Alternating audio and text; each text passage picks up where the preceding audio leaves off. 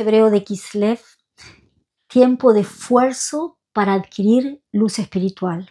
En este mes está la famosa festividad de Hanukkah. La luz especial que el Creador del mundo guardó para los Sadiquín, los justos de Am Israel. ¿Y esos quién son? Somos nosotros, cada persona que se esfuerza en acercarse al Creador del mundo. Este mes está representado por Júpiter, el planeta de la justicia, y también por un arquero, el arco y la flecha. Más es la energía del brazo, más lejos llega esa flecha. Pero tenemos que saber a dónde apuntamos. En este mes, clarificar nuestras metas, orientarnos en el trabajo real y único que tenemos que hacer. De esta manera, la bendición de la luz verdadera y profunda va a llegar a nuestra vida y va a iluminar toda nuestra esencia y ser. Jodesh Tov u'Mevorach.